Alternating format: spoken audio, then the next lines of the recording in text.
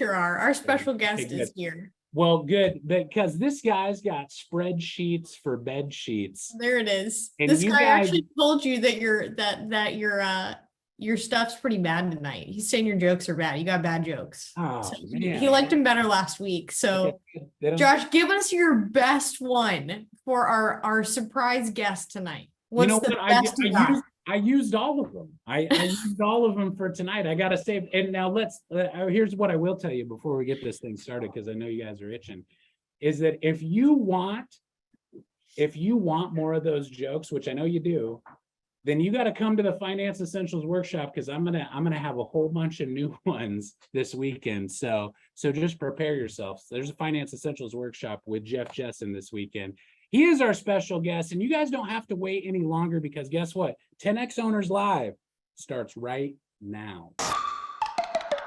Hey everybody, welcome. Welcome to another episode of 10X Owners Live. We are here to help business owners scale and grow. Last year, I made $300,000. And what did I tell you you're going to do this year? 1 million eight. Can't speak highly enough about him. I love what you're saying, by the way. I've been taking some notes. This is a great call tonight. Brandon, what makes you qualified to be hosting a show called 10X Owners Live on a Tuesday night full of business owners? I've been building and selling businesses for the past 25 years. As one of the youngest people to ever ring the opening bell of the American Stock Exchange, and then selling my last business for $151 million, 77 times EBITDA, to $1 billion company, I've partnered with Grant Cardone. I love Brandon. Big hand for Brandon. And we've created a business in 36 months using the exact principles we teach. And every Tuesday night, the Cardone Ventures team comes on here to 10X Owners Live to help you. Grab your pen, paper, and get ready to take notes. This is your night, your chance to ask quality questions, to 10X your business, to achieve your personal, professional, and financial goals. It's time to 10X. This is 10X Owners Live. Advantage. Welcome, everybody. Happy Tuesday. Welcome to 10X Owners Live. We're so happy that you have chosen to spend your Tuesday night here with us at Cardone Ventures to invest in yourself and invest in your business. So happy to have you guys with us. We have our EVP of Finance here with us tonight, Mr. Jeff Jessen. Jeff, are you here? I am here. Thank you so much, Ashley. Of course. Jeff, And tell thanks, us who Josh, you are. even though your jokes were terrible tonight. Thank you still for the introduction. But for those of you who don't know, I'll do a quick introduction especially if you're new to the show. So I am the Executive Vice President of Finance at Cardone Ventures. Before joining Brandon and coming here just over 2 years ago, Cardone Ventures, when I started, was about 15 employees. We are now up over 150, taking into account in a little over 2 years. So my background before coming was I left a portfolio company that was a family office, and we had about $1 billion in assets under management. So that was operating companies that we were managing, had investments in, that were anywhere from startup pre-revenue. So we had businesses in that portfolio that, was a technology that we liked, we invested in, we went and took it to market, to the biggest company we had in that portfolio started at 150 million, and we grew it to 350 million over 2.5 years, and sold our majority stake when we hit 350 million. So I've had a lot of experience between all the way from startup all the way to the $1 billion portfolio, which is where I aligned with Brandon and what we're doing with business owners, because we work with business owners, and through the breakpoints that we talked about last week, it doesn't matter if you're in breakpoint 1, so you're 0 to 3 million, or if you're at breakpoint 8, 9, and you're 75 to 125 million. Being in a business that was $1 billion in assets under management, and we had 700 plus employees managing those assets and working within those portfolio companies, you're still running into the same breakpoints. The breakpoints don't ever stop. They go up to $10 billion. It becomes more about technology and automation and things as you get bigger. But what we're talking about right now is getting your financial structure in place so that you can prepare yourself to grow through those breakpoints. If you're not getting the foundation in place when you're small, or when you're just getting started and getting momentum in the business, then you're going to break eventually. There's no good business that's ever been built where they don't have their financials in order. And that's just the facts. So if you're not doing that, that's the first takeaway for tonight, is start looking at your financials. They tell the story of the business. They're telling you how healthy the business is. And you can't manage a business that's growing by looking at your bank statement and seeing if you have cash in the account or not. Jeff, let's get a gauge tonight. If you guys tell us what you're doing in revenue and gross revenue tonight, that way we can kind of get a gauge on who our audience is and, you know, some of the things that Jeff can touch on. It'll help him formulate the conversation based on, you know, the needs of what you guys have going on. So tell us what your revenue is inside of the chats. Whether you're doing $100,000 a year, a day, a month, let us know what your annual revenue is. So I see a couple people are putting them there. Keep adding them. Let us know what they are. Jeff, we're getting a lot of 2 million, 4 million, 1 million, 3 million, 10 million, 11 million, up from 7.1. Great job, Antonio. That's awesome. Let's see, 950K, 800K, 10 million, 360K. 10 million, 5 million, 200K, 850, a million, 1.2, 300,000. That's awesome. Okay. Appreciate it, guys. That gives us a gauge. So if you guys don't already have notes out or have a pen and paper ready, Jeff is going to drop some gold tonight based on what he already talked about. You already could be taking notes. So Jeff, let's tell our friends here what we're going to be focusing on tonight. Yeah, so when you hear us and when we talk about, you'll hear Brandon say this all the time, the 3 Ps, right? The very first P is promote. Promote what you do, promote why you do it, promote why people should join you in what you're doing. And you got to prove that there's a market for your product or your service. Once you do that and you start generating revenue, the very next P is profit. You have to understand your profit. So in order to do that, what we've created and what we talk about is a simple equation, which we're going to spend time tonight talking about. And that's revenue per employee. So the way that you calculate that number is you take your annualized revenue. And a lot of times, if you're growing fast, you need to use either the current month or the last 3 months as your revenue trend and then annualize that number. And then you just simply divide that by the number of employees you have. And that number, the target for a business to be profitable and to be strong and growing, is at least 250,000. So if you do that math and you're not there, then that needs to be the first goal you set. And this is based on statistical data. So Brandon has spent millions of dollars researching businesses, why they fail, consolidation, why it doesn't work, all of those types of things. And what it comes down to is understanding the mix between when you add employees and when you have growing revenue and how you do that calculation. So as an example, when it's revenue divided by employee and you're at 250,000, typically your profits are somewhere between 12 and 18%, like your bottom line net profit. So what you as the business owner would have an opportunity to either distribute to yourself, keep in the business to build cash reserves, pay down long-term debt, make investments in potential acquisitions, that number is between 12 and 18% of your revenue if you're operating at 250,000 per employee. If you can stretch that number up to 500,000 per employee, then typically you're operating in the 20 to 30% range. So that's when you're really humming along and you got a really profitable business that you're able to forward invest in potential acquisitions. You're able to build cash reserves so that you can take advantage of opportunities, which might be you buying out a competitor. It might be, there's a strategic play with, a supplier to be able to partner with. There's all kinds of opportunities that present themselves to you as a business owner. But if you don't have the cash and you don't have the foundation built in your business to understand the profitability of that business, then your confidence level goes down to actually attack those opportunities. So it's all about building a business, is all about creating confidence.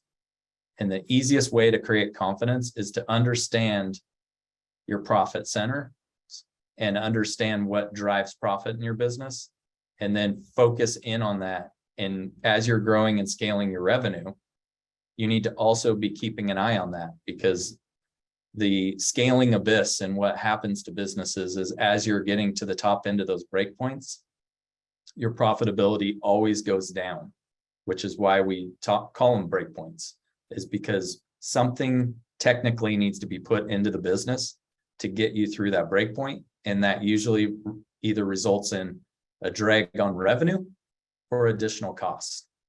So it might mean you need to add some people. It might need to mean you need to add technology in order to automate some things. All of those things take cost, and all of them take time to train new employees, to train, especially if they're new sales team members.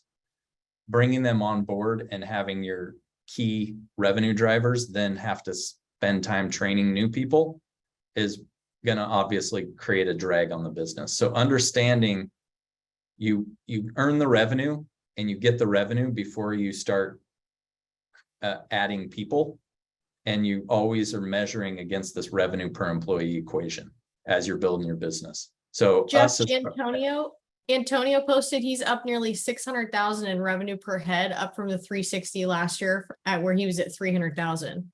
So I thought that was really solid. And it goes to show that, in a short period of time, you guys have the potential to double your revenue per employee based on these things that Jeff is talking about.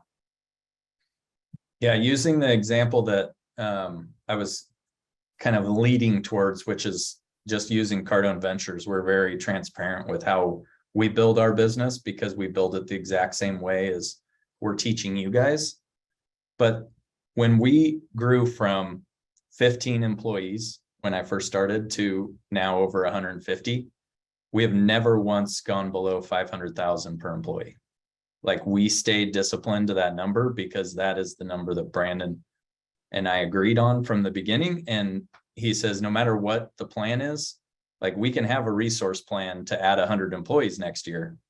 The revenue has to say that we can actually stay above 500,000 per employee before we're hiring against that plan. And if at any point the revenue's not showing, then we will stall hiring. We will pause hiring. We will reprioritize hiring until we get back to above 500,000 per employee.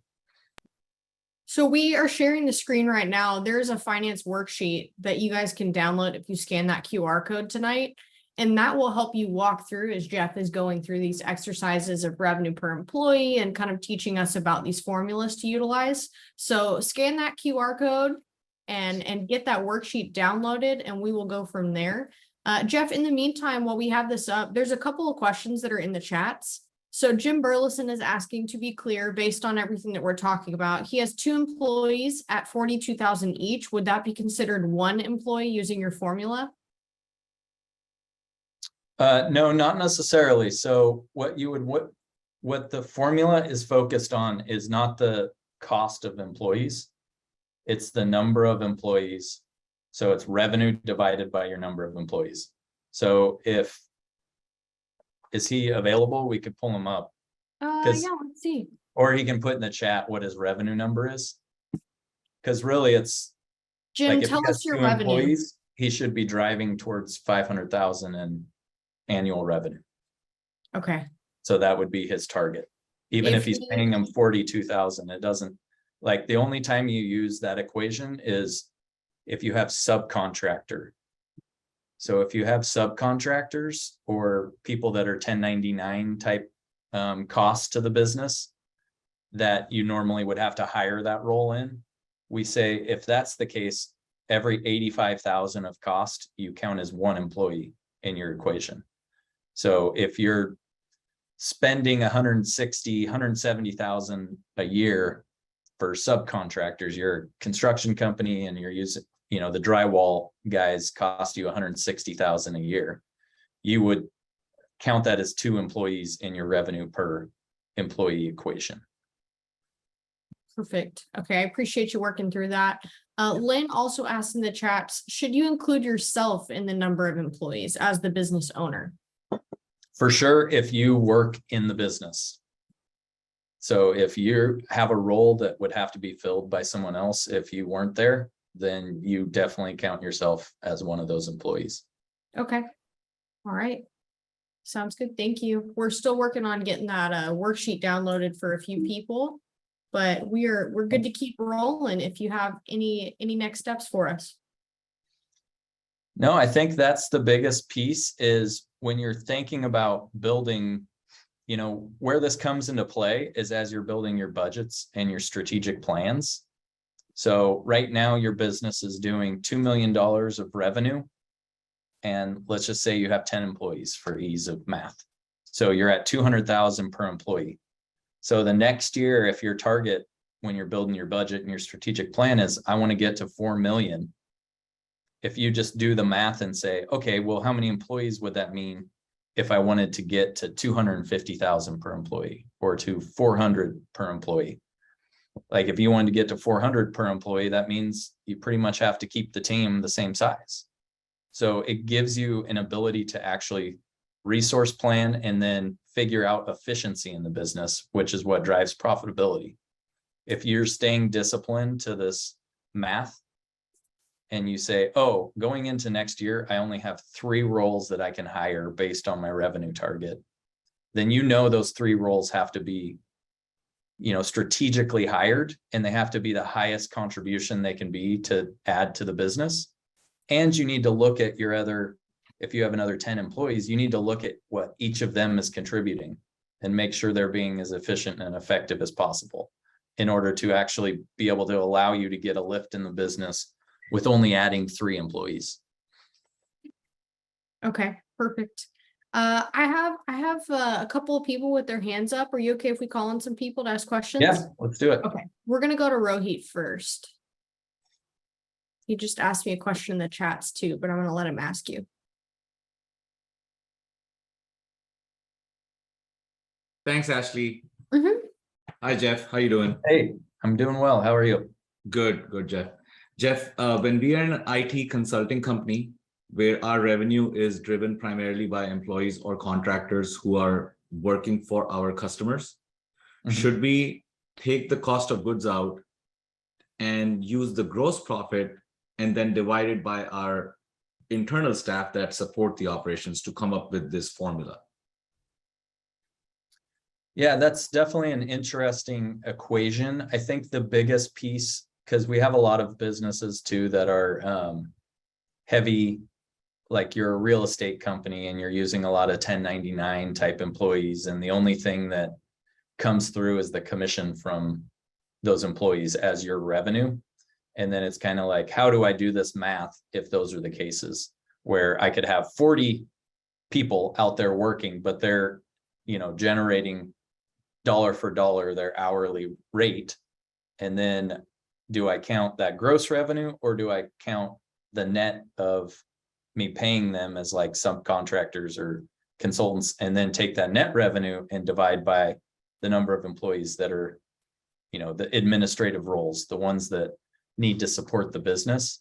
So you can do the math both ways is what we would say. And then the key is figuring out where you're at in both calculations and then improving both over time.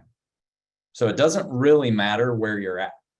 Like what matters is that how are you going to put a plan in place to increase that number? And so if you stay consistent to the way you're measuring it, then you still should be able to increase, you know, in your case, you'd be trying to increase net profit after you pay out those subcontractors and the people in order to cover more admin people that can make those people out in the field more efficient and more effective so that you can drive more revenue with them and they're not doing any of the administrative work. So that's where your model would kind of, you know, really get specific.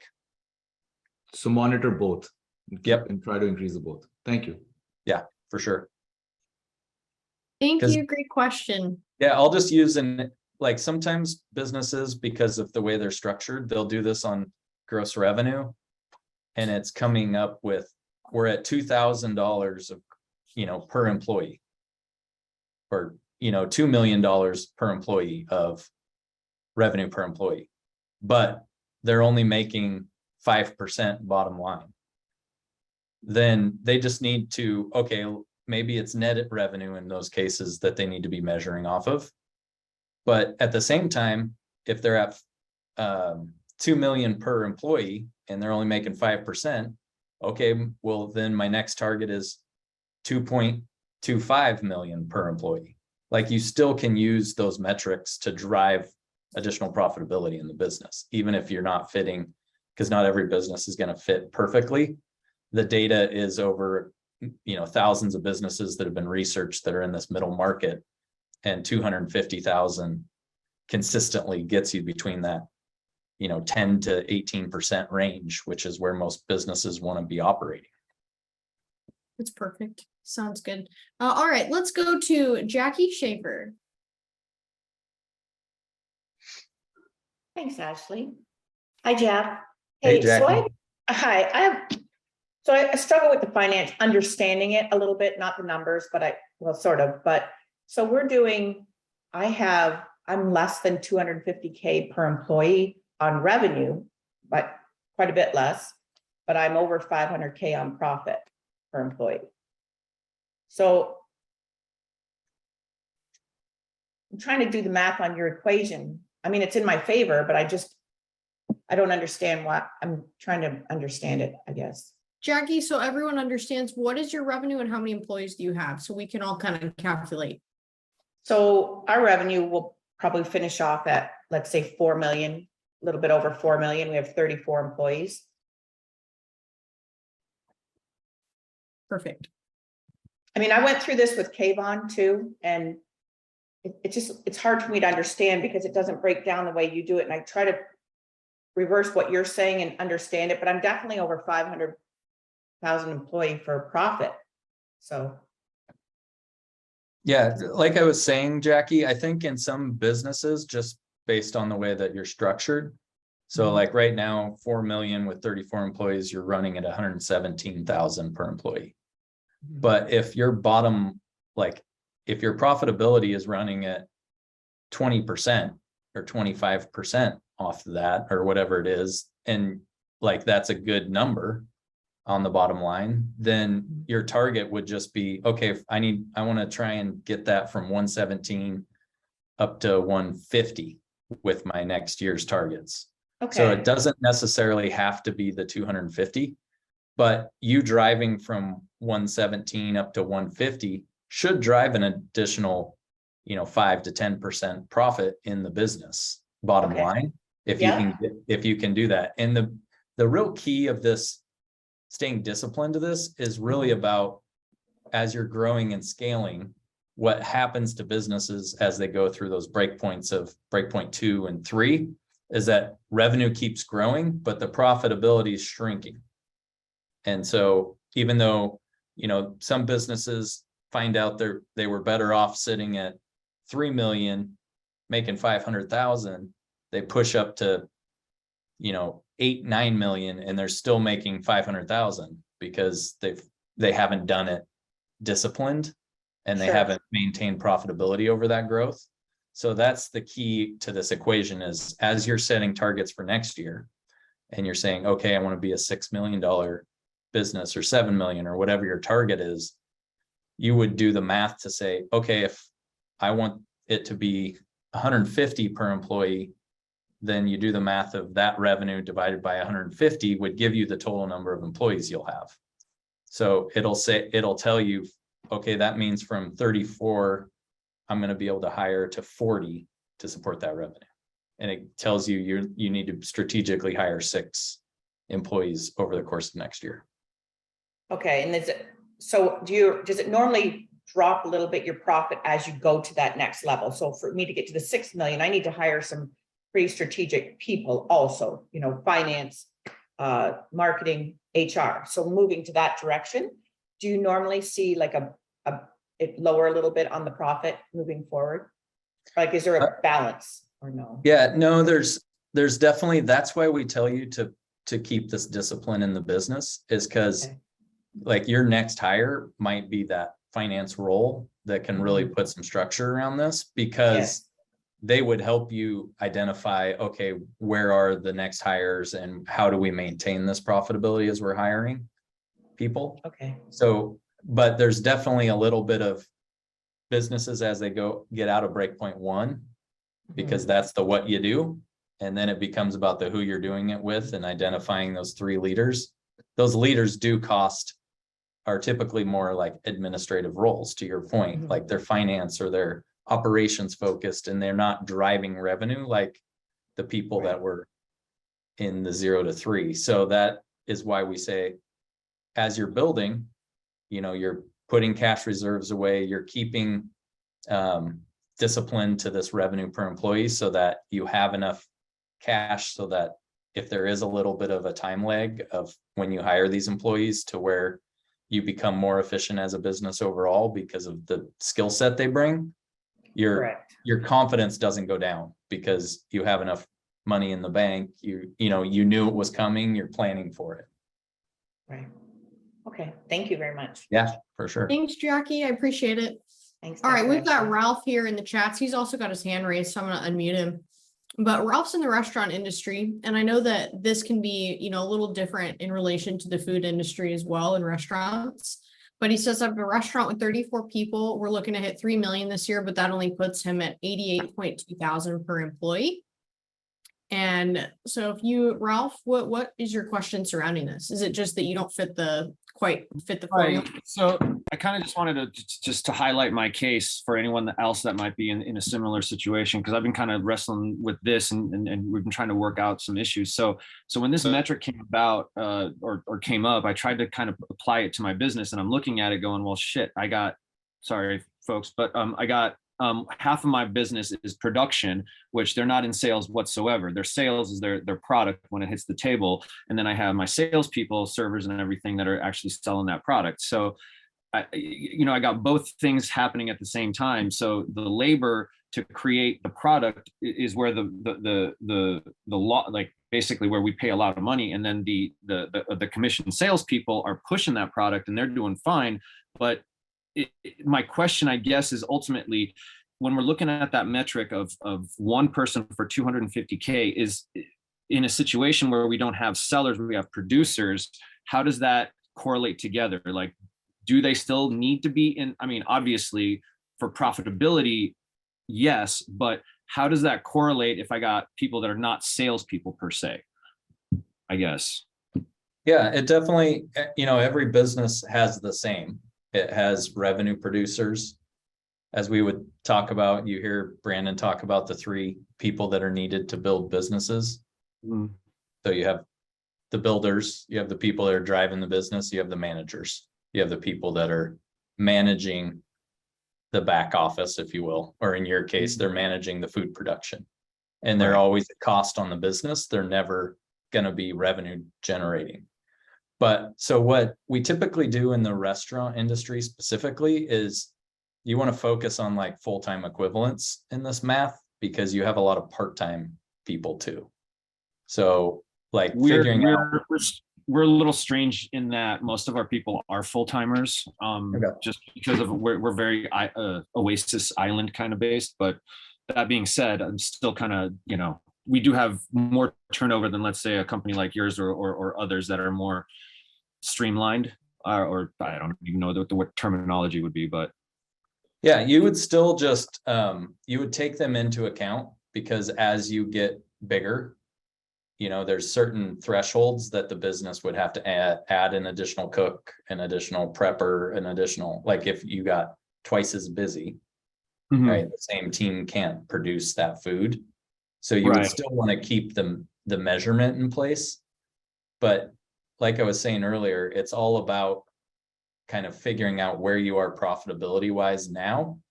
And then when you're building your like plans to grow, saying, okay, if my revenue target's to add another 500,000, like how many employees does that mean I can add to increase my revenue per employee from wherever it's at now to, adding 20,000 per employee or 50,000 per employee, just trying to incrementally increase it and then seeing what the impact of that is on the profit and saying, okay, I increased it to, by $20,000 and it added an additional 1% to my bottom line. So knowing that data set, when you're building and you're setting your targets, you can actually operate against those and say, okay, if I get to, additional 500,000, then that means I want to be able to service that with only 3 new employees. So how am I going to do that as a business? Right. See, I mean, and I'm looking at it going, well, my metric, like we're probably going to hit 3 million. I have to check that, but in order to hit the 250 per head, it would be 8 million, which would be, through one break point and on the beginning of the next, and my cap, my lid, I mean, we're not, I'm learning as I go here. So that's kind of like that part where, I mean, I guess not the rubber meets the road, but like where I guess the food hits the table, right? It's like, okay, well, we have to make it, we have to pay for it. But at the same time, I guess, we figured out that it takes X amount to produce product. Now we need to go back into the first P, more promotion to get the people inside. And then that's essentially the only thing that I found in that metric is like, well, shit.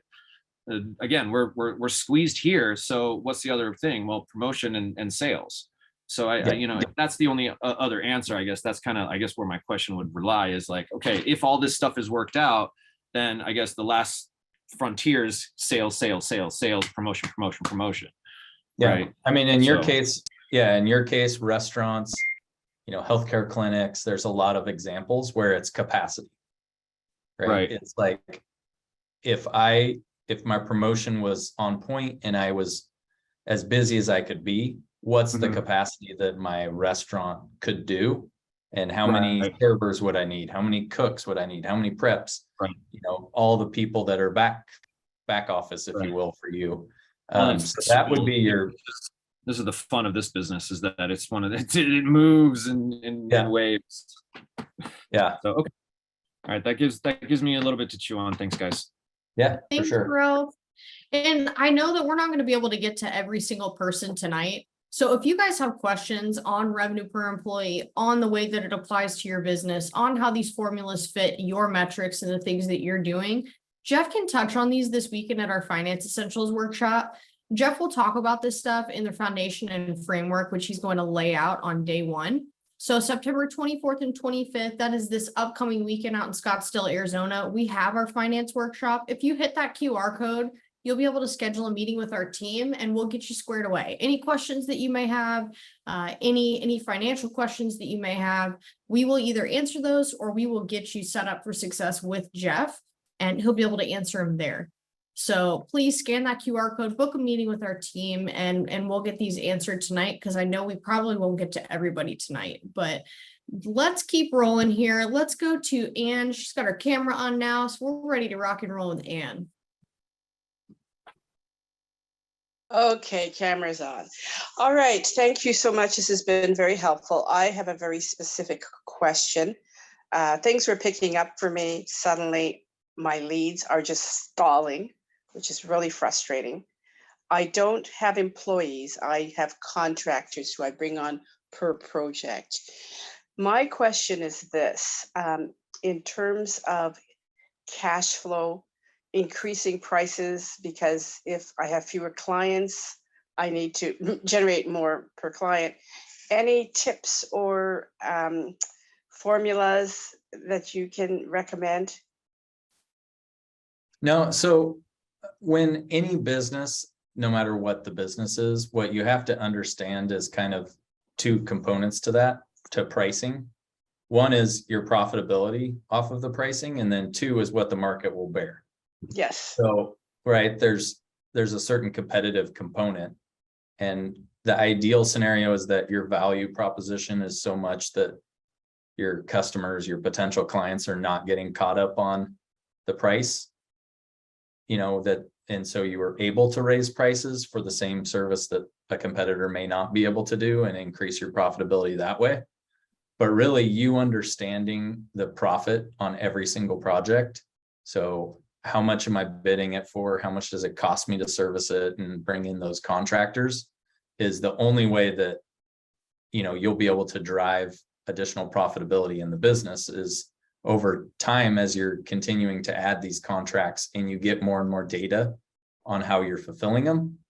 Then you can actually say, okay, if like what happens to a lot of businesses, I'll go back to the construction example, is that as they're growing, what they used to subcontract out, where, like let's use the drywall example, they used to subcontract all their drywall projects. And then all of a sudden they start looking at it and they say, I'm spending enough that I could hire one full-time drywall person, keep them busy, and it would cut my cost in third or 2/3 of what I'm spending with the subcontractors. So it makes sense for me to just hire this in-house. So for you, that same math will have to be, kind of kept in the loop is as I'm using contractors to service the clients, at what point in time is it actually going to be more effective and more efficient and more profitable for me to bring some of the skill set in-house?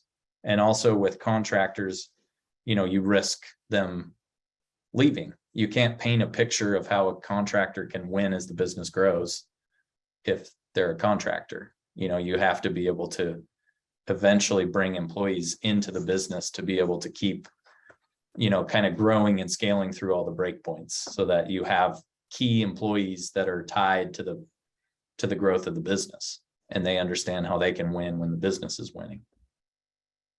Thank you. Yeah. Thanks, Jeff. Awesome. All right, let's go over to Emmanuel. He's had his hand raised for quite a while now. Hello. Hey, hi, how are you?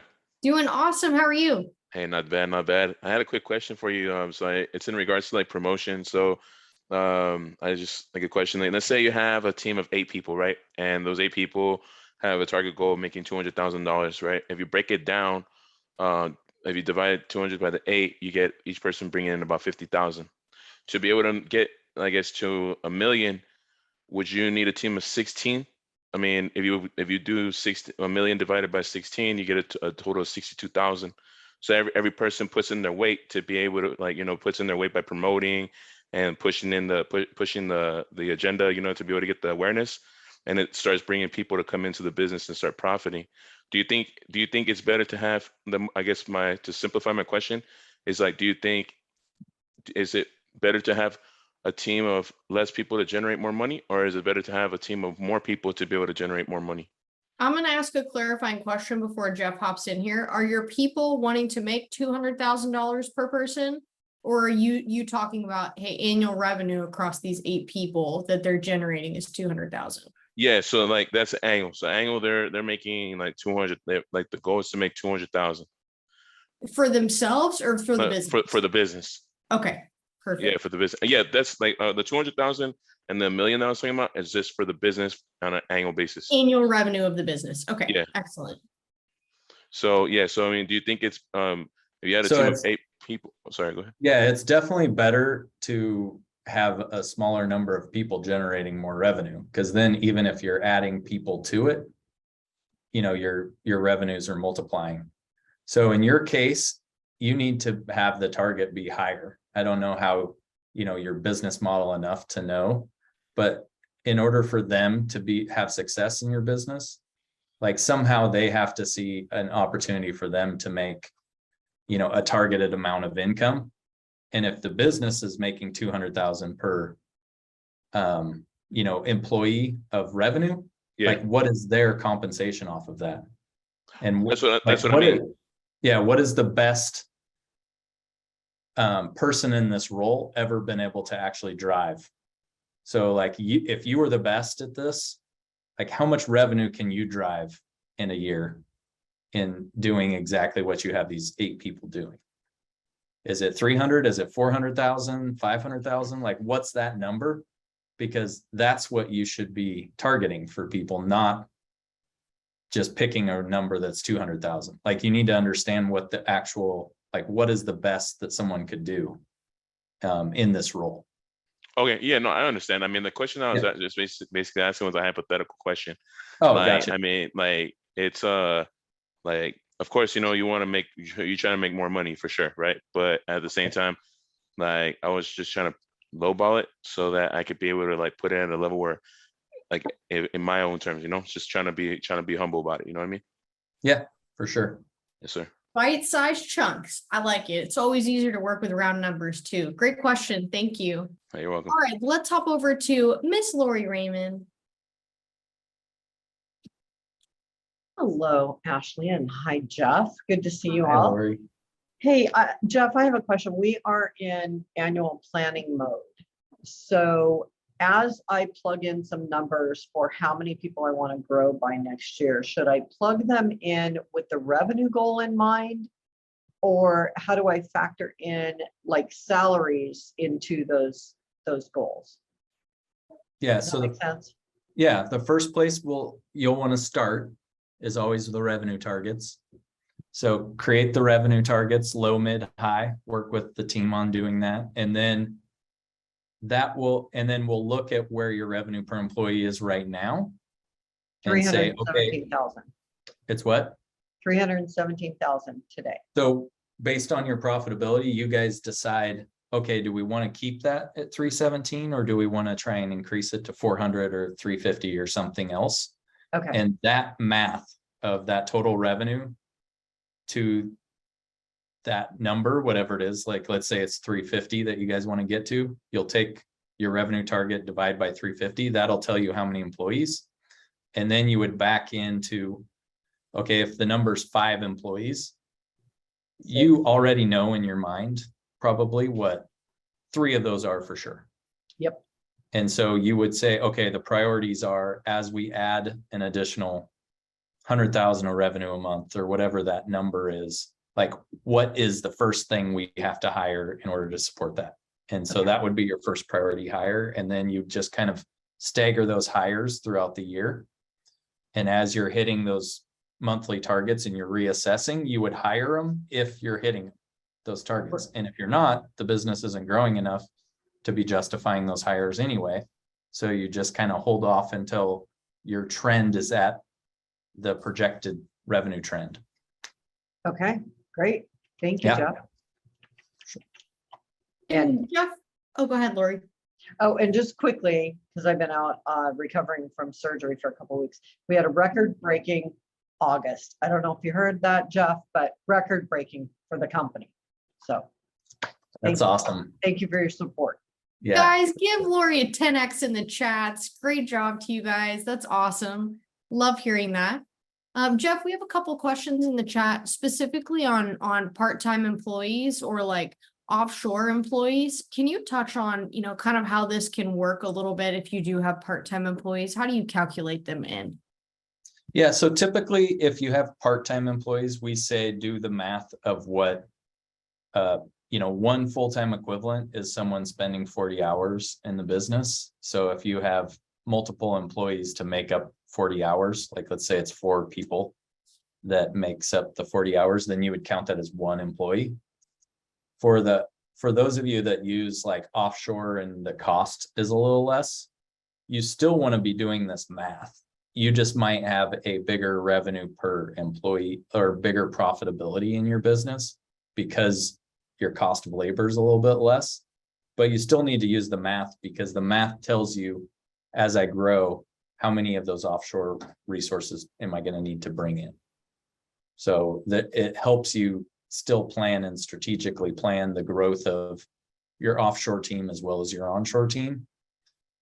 So you want to definitely be taking those into account and not taking, because a lot of businesses will make the mistake of saying, well, they only cost half as much as someone in the US, so I'm not going to count them as a full employee. But you still need to service that employee the same way that you would service a full-time employee, like meaning whatever time you take training them, whatever time you take to coach them, to make sure that they're doing their job, like all of those things are the equivalent of you having a full-time employee there. So making sure that you're still treating them as though they're that for this equation. Perfect. That's great. I love that. And then we will go from here over to Ramyar. But if you guys have continued questions, I want to remind you again one more time here that Jeff is going to be teaching our finance essentials this weekend out in Arizona. It will be at the Cardone Ventures headquarters in Scottsdale. So September 24th and 25th out in Scottsdale, Jeff will be teaching significantly more about this. If you have gone to the finance essentials, we have a ton of clients on here who have already been to this event. If you guys would pop in the chats and just talk about your experience, share if it helped you, put a 10X in the chats, anything like that, we would greatly appreciate it. So let us know your thoughts and how it served you. So, all right, to my flower friend, Ramyar, I know you've been to the finance essentials. Yes. How's it going, my friend? Good to see you. What's your question for Jeff tonight? Hi, good to hear from you. Thank you. I have the same situation as the gentleman with the restaurant. I have employees. I'm the only pretty much salesperson that goes in a, mixed sales. We went from 600,000 last year to clearing over 1 million this year, which is great, so thank God to the Cardone training, right? So my question is, yeah, definitely if I'm using debt to make a profit, but my profit in this business, unfortunately, is very low. It's only 10% net. A lot of it goes to waste. I mean, if I want to give somebody 100 roses, I got to buy 120. 20% goes to waste, regardless of what happens. So how do you figure that net profit, make the more net profit? In other words, anything I should do? Any magic formula for that? I know every industry is different, but I'm working on 10% net. Yeah, I think I actually saw, I think Antonio put something in the chat. I'm going to give him some props. So he said that he put into play, because he does manufacturing of food, pasta specifically, but he put into play some incentives around the team minimizing waste. So in your case, is there a way that you guys can minimize some of that spoilage and be able to drive additional profitability? I don't know the flower industry enough to tell you the magic formula for that, but in all businesses, the equation's the same. You got to look at all aspects of what the costs are and be constantly looking at what that spoilage number is as a percent of revenue, and then figuring out, like, okay, if it's going up or going down, like, how do I minimize that? Is it the stuff that I'm actually selling or am I buying too much of products that aren't being sold, or is it just, part of the business model? So I need to just plan for it. Like, you need to just be analyzing it and becoming as efficient and effective as you can with your marketing effort and sales effort for what you actually are purchasing, and so that you minimize that spoilage. Thank you for that. I appreciate it. Yeah. Jeff, I'd love to pull Antonio up too and see what changes he's made for revenue per employee. Antonio, if you're with us, I'm going to try and get you unmuted here. I know you put some of those in the chat, but we'd love to hear from you a little bit more to share from your experience working with us and all that you've learned from Jeff. Yeah, I am on a plane getting ready to take off here, and they're asking us to close down, but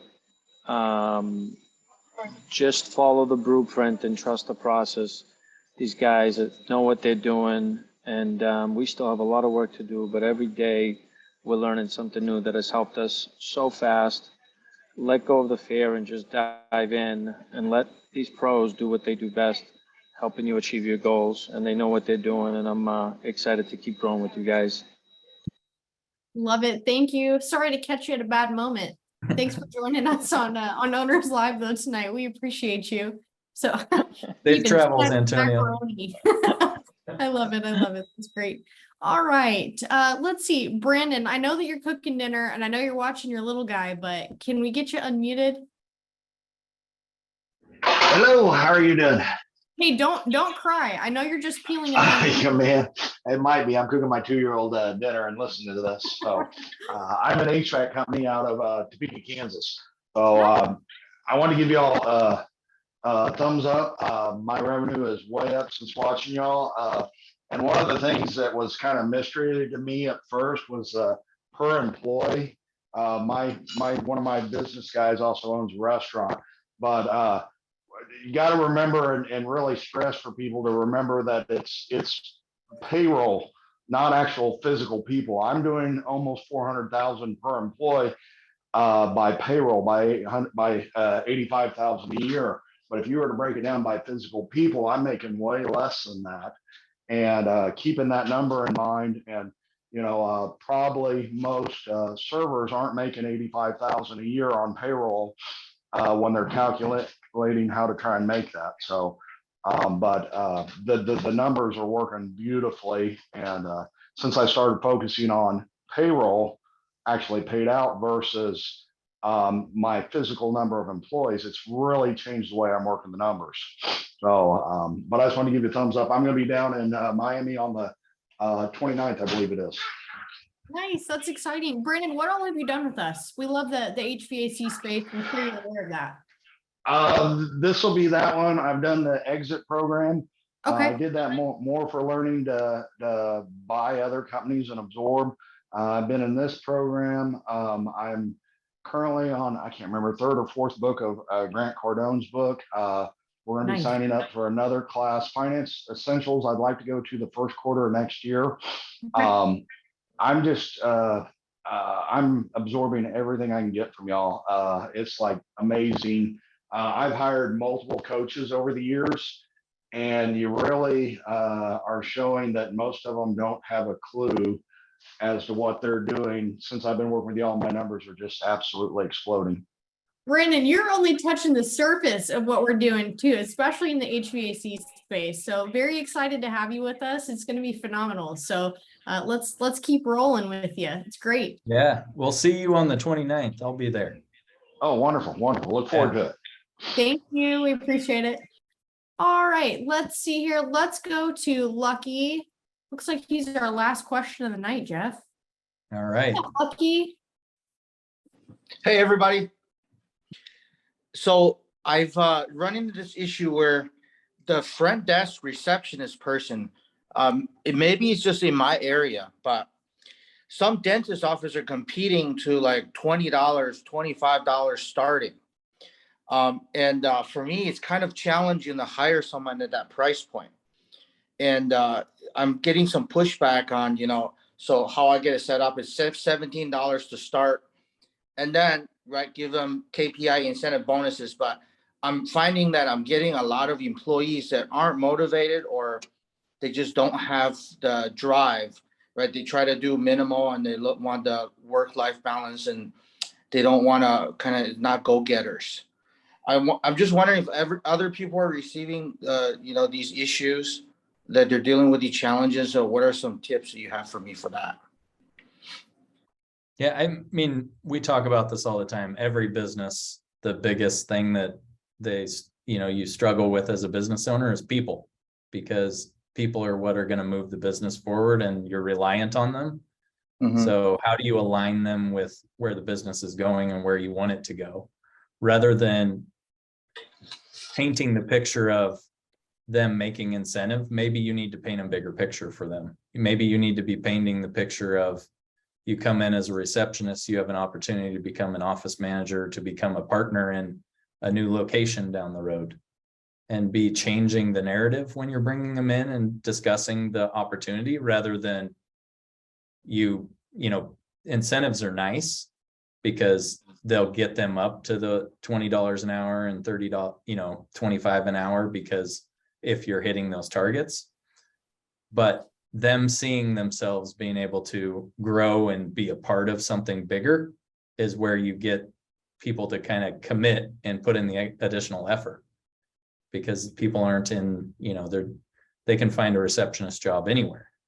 You got to be able to paint the picture of, yeah, you're coming in as a receptionist, but my receptionists are the biggest key to customer engagement for my clients, because every single person that comes in interacts.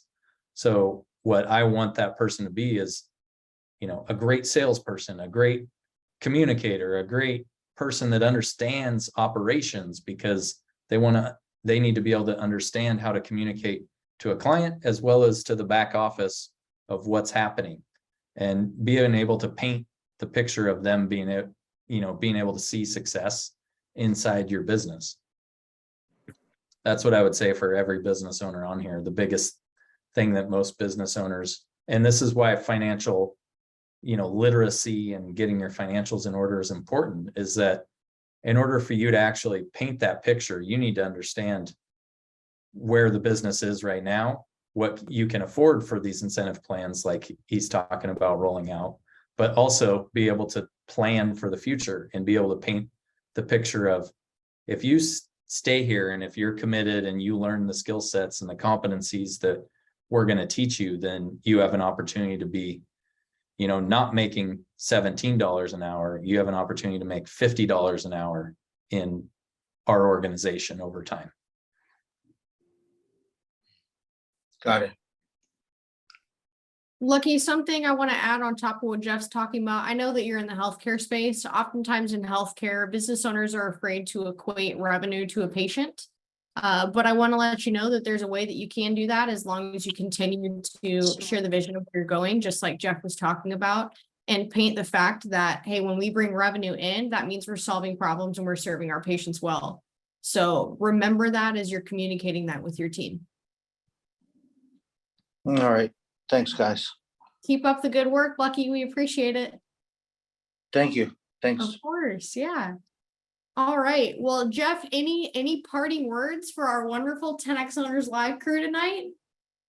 No, I mean, I think, what we've been driving home the last 2 weeks is every business, you as the business owner, it's your responsibility to figure out your financials and figure out the financial health of your business, not only where it's at right now, but it'll benefit you in the future as you're growing and scaling the business. So understand it now, wherever you're at, because if your goal is to 10X that, you being 10X larger and then trying to figure out the financial side is going to be even harder. So figure it out now before you're 10X bigger. Love that. That's phenomenal. Jeff, thank you again for joining us on 10X Owners Live tonight. Guys, I'll stick around here for a couple more minutes to answer questions specifically about our Finance Essentials workshop with Jeff and, things that you're going to learn or how he's going to be able to serve you when you ask questions, as well as our finance team. So if you do have a question, please raise your hand. Emmanuel, I'm going to get you unmuted here. All right. Thank you all. Thanks, Jeff. Thank you, Jeff. So my question is this, I know there's promote, profit. What was the last P? The last P. So it's promote, profit, process, and then people. Okay, so you do something profit, and you promote it. So promote, profit, process, and people? Yep, promote, profit, process, and people. So we want to promote the things that we're doing. We want to generate a profit from what we're doing and the promotion that we've created. Okay. Then we want to outline in a process everything that we've done to do what we do and then promote that process do what we do and then create a profitability from that. And that is the process. And then we multiply that through adding people. Okay. So the promote, profit, process, and people. Thank you. One thing I was going to ask you is this, how does this relate to our new era that we're living in? You know what I mean? Because right now I feel like a lot of things have turned over to social media, especially Instagram and also to TikTok. How do those four things play a role with social media platforms? Man, that's such a good question. I'm going to give you an example. Okay, I'm a chiropractor. Yeah. Have you ever seen a chiropractor? Yeah, I have. I'm actually getting service by one right now. Nice, that's awesome. So you've probably been on TikTok and you've seen some rack'em and crack'em videos, right? Like all the popping and cracking that chiropractors are doing all over TikTok right now. Yeah. Yeah, for sure. So what they're doing, what are they doing? They're promoting. They're promoting, right? And then you go in because you're like, oh my gosh, that looks amazing. So you become a patient of a chiropractor when so many people are afraid to be a patient, or other people are like, oh, that stuff's weird. I've never seen it or I've never done it. And you create that interest, right? You're creating interest. So that's what a chiropractor is doing on TikTok. They're creating interest. They're promoting what they do. Then that brings you in as a patient, right? Which generates a profit for me. And then I'm going to teach my team what I'm doing, and I'm going to process that. And then I'm going to add it and multiply it through people on my staff. So I can multiply it through the other doctors that I have on my staff, through more patient acquisition through TikTok, by creating interesting content that's educational and not just a rack 'em and crack 'em video. Like that's how that works. Does that help at all? Is that an Yeah. example? So like basically what you're just saying there, like whenever you go from like how your example, right? Like, or for my for like your example of being a chiropractor. So you're the chiropractor, you have a patient come into you. You perform whatever you do with the patient. Then you know what, the patient, like you put it on TikTok, you show it, and then you can go ahead and promote. I guess that's gonna be you're promoting it right there, right? Yep. But then what is it, to get to the people so you could be able to show them that process, right? Is that where the system comes into play? Where